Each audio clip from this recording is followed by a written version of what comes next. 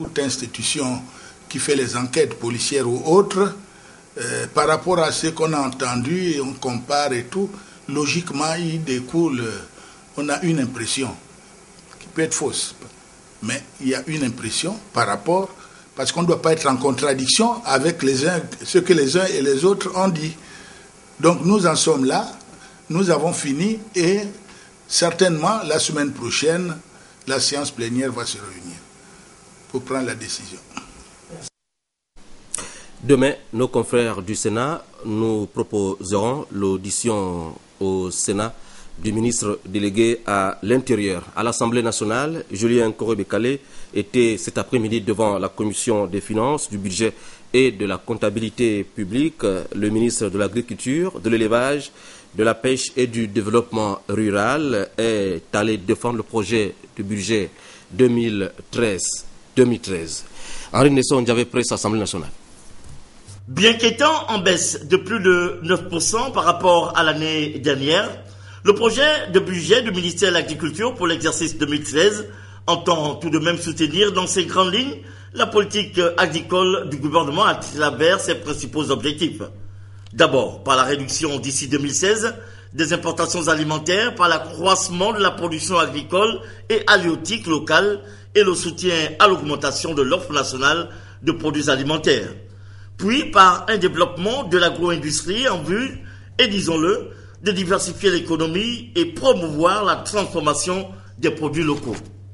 Face aux honorables députés de la Commission des finances, du budget et de la comptabilité publique, le ministre en charge de ces départements, Julien Koré-Bekale, après avoir fait le point de l'exécution du budget précédent, a présenté les prévisions budgétaires pour l'exercice 2013 qui s'établirait à s'établit à la somme de 18 milliards 513 148 219 francs CFA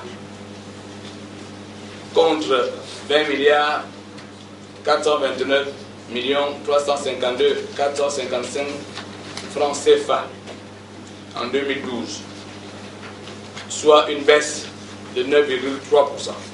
Pour le ministre Julien Koré-Bekale, le budget d'investissement de son département, bien que loin des objectifs de Maputo, répond bien à l'esprit de la budgétisation par objectif de programme tel que voulu par le gouvernement à travers des projets retenus pour, in fine, atteindre les objectifs fixés.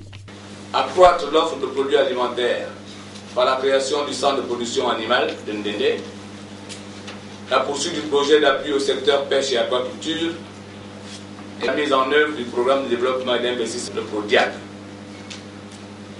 Assurer la sécurité alimentaire par la création du centre de conditionnement et de labellisation des produits agricoles locaux et la finalisation du processus de création de la GAZA, c'est-à-dire qu'il faut renforcer les capacités de cet organisme.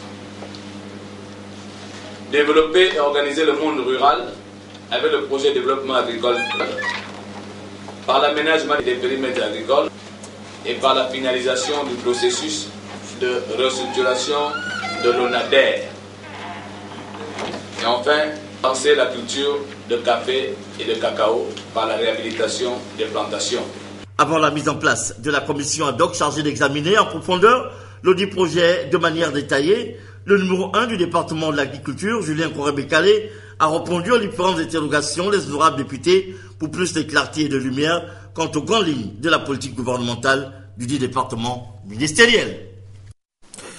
Et puis, une mission de la Direction générale de l'élevage vient de sillonner certains grossistes et détaillants de la capitale gabonaise. La brigade mobile de contrôle des denrées alimentaires veut tout simplement s'assurer des pratiques commerciales et ainsi protéger les consommateurs des produits impropres à la consommation. Djeri Mbougou Bivougou Médar Engeng de la rédaction de Gabon Télévision. Quelle est la qualité des produits consommés par la population quotidiennement au Gabon? La question vient d'être évoquée et même creusée par les agents de la brigade mobile de contrôle des denrées alimentaires. Ils sont allés toucher du doigt les produits proposés et parfois forcés à la consommation, à en juger par les dates dépassées de péremption. De tous les sites visités, dont Soduco, lui et Plein Niger, les images parlent d'elles-mêmes. Il y a tellement de mouvements à faire. Donc lui, en général, c'est des produits qui sortent, il laisse dehors, mais quand il est en train de faire des mouvements comme ça, il fait qu'il a ça. Qu'on sache au moins qui a fabriqué, quand ça a été fabriqué, pourquoi il fait ce produit. On les détruit sur place. Pour le responsable de cette brigade mobile, la santé des populations reste une préoccupation. C'est une mission régalienne de l'État, c'est de protéger les consommateurs, que vous êtes, que nous sommes, des dangers que nous occurrons en consommant les denrées alimentaires de mauvaise qualité.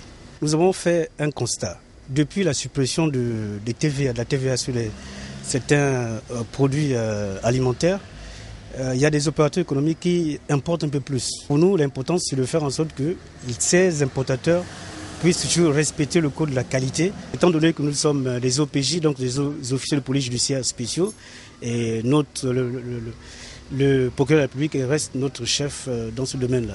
À l'issue de ce contrôle, il est inquiétant de voir des produits proposés à la consommation n'ayant aucune date de péremption, inquiétant de constater autant d'insalubrité dans certains sites contrôlés. Bref, il est inquiétant de voir autant de légèreté chez certains commerçants.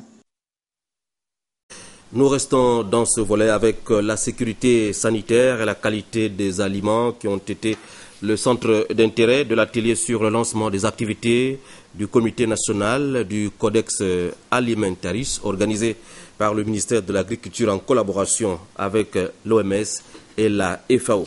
L'économie de cette rencontre, Marlise Mengue, Eric Nzengi Mbadinga. Codex Alimentarius est une locution juridique latine qui désigne l'ensemble des normes et dispositions relatives à la sécurité sanitaire des aliments et leur qualité. L'atelier de lancement des activités du Comité national du Codex Alimentarius est une plateforme où se sont rencontrés tous les acteurs impliqués dans le contrôle de la qualité des denrées alimentaires. Le Codex Alimentarius, comme vous le savez, est une importante source de normes, de lignes directrices et de codes d'usage nécessaires à l'industrie alimentaire, qui s'inscrit dans une démarche d'amélioration continue de la sécurité sanitaire des aliments dans les pays. Il permet de protéger la santé des consommateurs, mais aussi d'assurer une cohérence sanitaire des pratiques commerciales. L'intérêt grandissant des consommateurs à travers le monde à l'égard des conditions de production, de transformation et de commercialisation des aliments fait que la pression augmente sur les gouvernements en matière de respect, de qualité et de sécurité des aliments dans un contexte changeant. La qualité des aliments est un sujet de préoccupation pour les autorités gabonaises qui ont à cœur de voir à l'œuvre le Comité national du Codex Alimentarius. Le présent atelier de lancement des activités du nouveau comité est pour nous l'occasion de nous interroger sur l'effectivité de son rôle dans notre pays au service de notre population. Cette interrogation concerne également la contribution et les retombées de la participation des membres du Comité national aux réunions internationales du Codex. Cet atelier a permis la mise à jour des connaissances et informations des différents protagonistes ainsi que l'élaboration d'une meilleure coordination du système de contrôle de la sécurité sanitaire des aliments. Du cinéma pour la fin de cette session d'information sur ce plateau.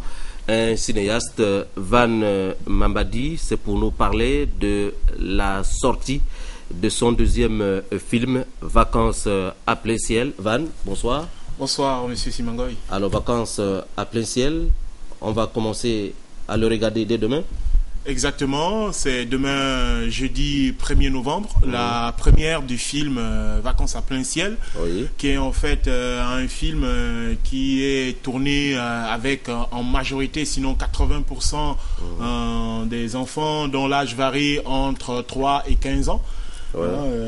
Si je peux déjà m'aventurer sur l'histoire de ce film. Bien sûr. Comment vous est venue l'idée? Voilà, l'idée déjà c'est le souci en fait d'éduquer la jeunesse, sinon les enfants, parce que comme l'a dit le reportage, les enfants sont l'avenir de demain et il est important de penser à l'éducation des enfants. Moi vivant dans un quartier un peu défavorisé, comme on dit les quartiers populaires, j'ai fait le constat selon lequel les enfants issus des quartiers populaires sont souvent délaissés à eux-mêmes.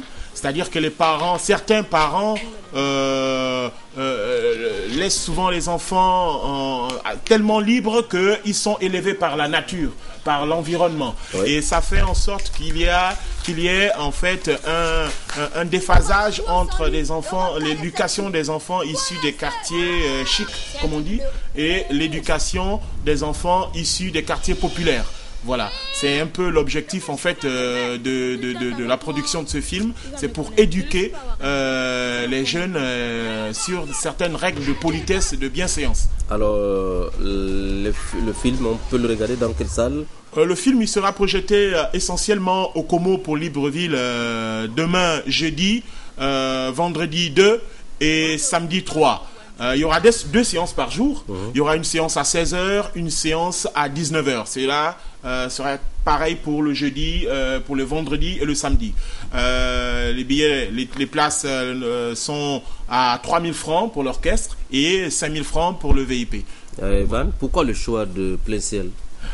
Parce que c'est un quartier déjà qui a une bonne histoire. Moi, je vis pratiquement dans ce quartier et j'ai remarqué un peu le comportement des jeunes de ce quartier et j'ai voulu justement mettre en lumière, sinon apporter un petit message à cette jeunesse et sinon aussi aux parents de ces enfants pour dire qu'il faut vraiment veiller à l'éducation des enfants parce que nous vivons dans un environnement, il y en a qui ont, ma foi, envie de lever leurs enfants avec de la manière, même s'ils vivent dans un quartier défavorisé. Mais le fait de côtoyer un enfant X ou Y, ça peut influencer l'éducation que vous pouvez donner, vous, à votre enfant. Voilà. C'est votre deuxième film ? C'est mon deuxième film, après Amour ou Sentiment. Voilà le deuxième long métrage que j'ai produit, Vacances à plein ciel. La durée du film, il dure 1h25 minutes. Merci Van d'être passé. On prend rendez-vous pour demain ? Pour demain, 16h et 19h et vendredi et samedi également. Merci. Retenez pour la fin de cette session d'information que Maître Louis-Gaston Maïla est donc désormais interdit de parler au nom de l'UFC. Ses anciens compagnons lui reprochent ces dernières sorties fracassantes. Ils l'ont donc exclu ce matin à l'issue d'une déclaration lue au siège du CDJ au quartier Petit Paris dans la capitale gabonaise. Une exclusion qui a été accompagnée de quelques actes de brutalité orchestrés par des jeunes militants partisans. C'est la fin de cette session d'information. Merci de l'avoir regardé. À demain 20h sur Gabon Télévision.